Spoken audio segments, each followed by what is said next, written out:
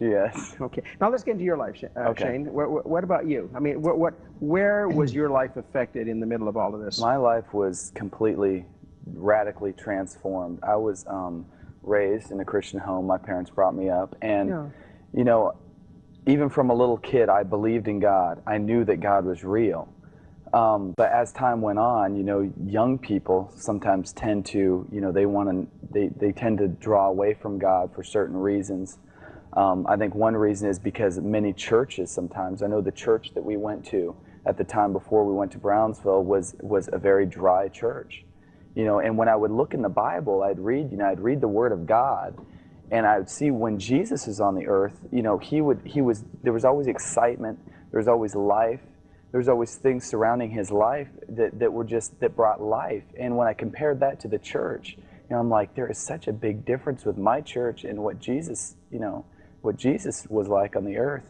And I guess, being that there was no life in my church, I called myself a Christian. I even told people about Jesus every now and then, but I didn't really feel like I knew him. When I was alone, I would sit down, in my room, and I'd be praying, and I'd say, God, I want to know you more. But it felt like I was praying to my ceiling, or it felt like I was praying to the wall. Mm-hmm. It felt like he didn't even hear me. It felt like he was miles away. Mm-hmm.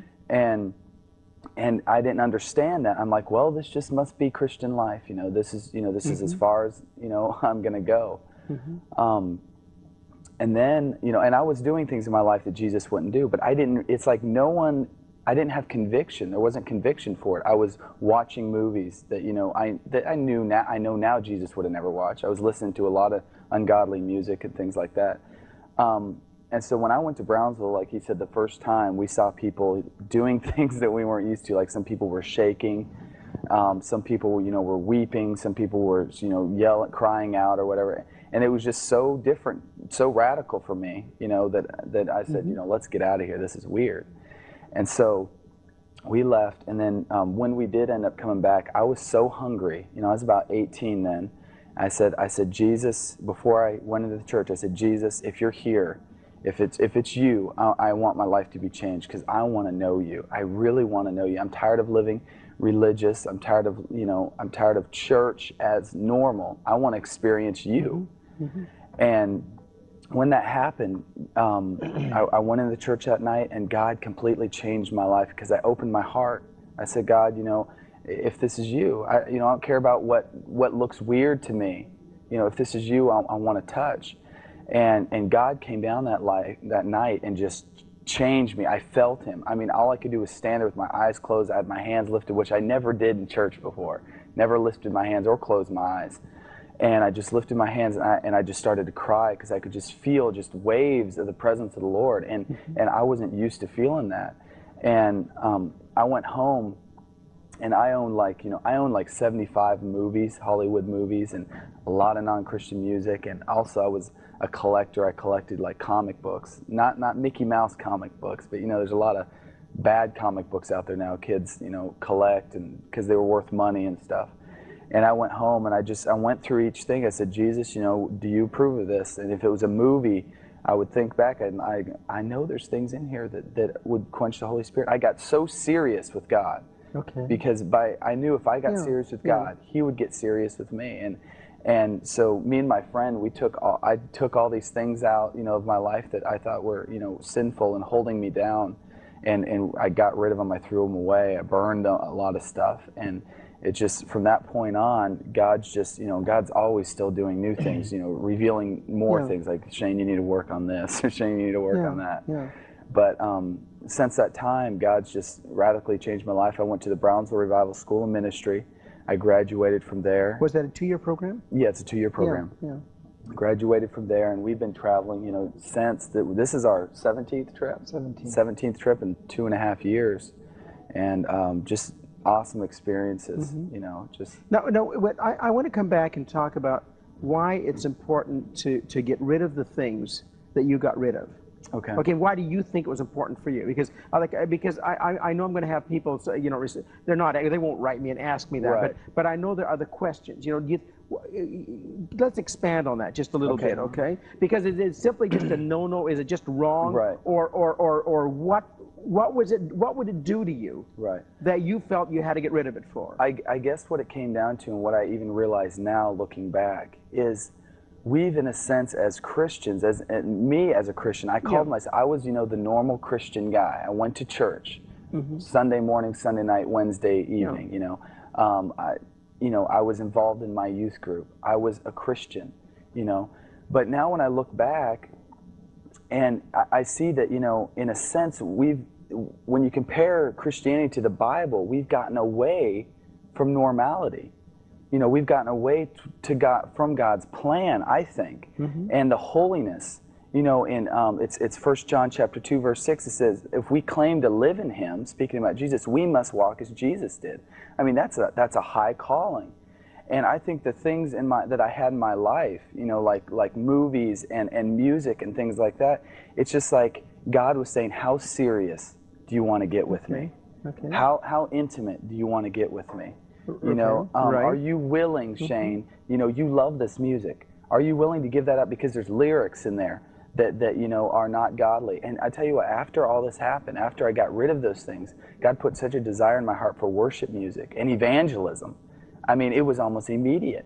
And it was like after I took those things, I said, Lord, I'm willing to give this stuff up. Right. I'm willing to say no to the world because, Christians, we live in a world, but we're not supposed to be, taking part in the world. We're supposed to be different. In a sense, we're supposed to be revolutionary. We're supposed to be, totally, when the world looks at us, they're supposed to say, there is something different about them. They're not like us, And that's what I feel like the importance that God showed me. You need to get those things out of your life because I want to use you. I want to take you further. Right. But I can't because you've got these certain things. And it's a different mindset. Most people would probably think of this and say, well, that's pretty heavy. Well, I look at it because I think it's an important thing to deal with, and it's an important thing to talk about because what we and Jesus spoke about the heart a whole lot. He spoke about our hearts, and as I've been the last year or so, I've just been contemplating it. The truth is, we don't know our own hearts, Right. And I can't know someone else's heart. Like I can't know your heart. It's something God knows our hearts. Right. The Bible actually says we don't know our own, Right. but God does know it, and He talks about the fact that what we live out in our lives is a reflection of what's really down deep in our heart. Sure. And so I look at the things, I mean, I'm having to ask myself the question, what does my heart, and I'm going to call it this, what does my heart find attractive? Right. What are the affections of my heart, or the things that my heart loves to embrace, Right. the things that I think that are dear to my heart, Right. okay? Yes. Okay, now, I mean, because that's very important. Because I say, well, I love people and I love this and you can go on and be really nice, Right. but down deep in your heart, what is your heart really all about? What are the things that when you need comfort, where do you go? Right. Okay, when you want to kind of please yourself, what do you like to do? Right. And so on. And that's what I think God is saying, because if you make Him the affection of your heart, you've got to get, the only way to do it, people say, well, I'll just make Him the affection. But the reality is, it's a two-way street. You've got to get rid of the things that are occupying your heart in order to make room for Him to occupy your heart. And that's why for somebody to throw out music wouldn't mean a thing, because music means nothing to them. Right. But for someone that is, where music is the affection of the heart, hey, this is going to be, and it isn't only, to be honest with you, it's not only bad lyrics. It's is it an idol? Exactly. Is it an idol in your life? Because you can have good things. See, I think it's easy for us. This is what I grew up in a denominational church where we had a lot of no-nos. Right. And you could get rid of all of those, but I still didn't have a good heart. Right. It's true. Okay? Because my heart was caught up in good things, but there wasn't God. Right. It's really because you want to do it rather than you have to. Yeah, that's the issue. This is what I was getting. I mean, I realized with Shane when he's talking about this, and I just want to get, I just want to get the, I had to say it. No, you did say it, but I just want to help people understand that it's the issue of, because you said the Lord wanted you to release things so He could occupy. Right. And obviously that's what He's done. It's because I had those things, and I knew that's what God wanted me to do. Right. I knew that God was saying, Shane, you're compromising here. And it wasn't because someone was up there saying, hey, you know, throw your music away. No, no, hey, you no, throw your those comic books away. No. It was because God's conviction came in and said, Shane, you know, I want to use you. I want to take you further. I want to take you deeper. Yes. So you need to remove those things. Yeah. And if you keep them, if you're going to give them a high place in your life, Right. then that's the choice you made then. Right. I mean, and you said, hey, no way. Right. Right. And you'd have never believed 3 or 4 years ago you'd be where you are today. No. Oh gosh, to think I'd be in front of people like 5 years ago. I mean, I was nervous to be on TV. Oh gosh, I would be. And if someone told me that, you know, 5 years ago that I would be, you know, leading worship or speaking in front of somebody, I would be like, I don't know about that. That's okay. Now let's go to music, because music was important to you. yes. What was it, rock? Was it? It's more alternative. Alternative. Oh, yeah, you're kind of young, stuff. aren't you? Yeah. Okay. Okay. So, and you got rid of that. Yes. Because the Lord said to. Has music still got a very important part of your life? Yes, it did. After you know, we went to Brownsville, the worship there, I had never experienced worship like that. I was just like, God, this is just so awesome. This is so powerful. And it was just so good. I mean, Lyndall Cooley, who's the worship leader at Brownsville, he would start out with a song, and I just remember you could just feel the presence of the Lord so strong. Just come in. Yeah. And so, I mean, I bought one Brownsville CD, and I would play that all the time, and I would just be weeping in my car, you know, as I'm driving, just like, Lord, this is so awesome, you know. And yeah, so after that, a desire in my heart really grew for worship. And when we started taking these trips, we would take a worship leader with us. I was not leading worship. I wasn't playing keyboard. I wasn't singing. I wasn't doing any of that. And about 2 years ago, I had a desire in my heart. I'm like, Lord, you know what? I would love to be able to lead worship. I think it'd be awesome, you know, to lead people in your presence, to worship you, you know. And I asked the Lord, and actually Lyndall had prayed for me a couple times. Actually, like 4 years ago, he actually prayed for my hands. He grabbed my hands. He said, Lord, anoint his hands. And I didn't play anything, so I was like, well, you know, okay. Maybe for carpentry. Yeah, no, I'm kidding. You're right, for carpentry. And so about 2 years ago, I started playing piano. And about 5 months after I started playing, I led worship for the first time. I've been doing it ever since, and it was really a miracle. My mom put me in piano lessons for about 2 weeks or a month, and I hated it. I could not learn it. So she's just like, well, I'm gonna. He's a loss. Yeah, he's a loss. He's yeah. not musically inclined, and so now I'm leading worship extensively. Every trip we go on, I'm doing the worship, and God's just it's totally God. I mean, I could have never. I don't think a person could do that. I mean, I don't know. I don't know really much about music theory or anything like that. Do you play notes? Huh? No.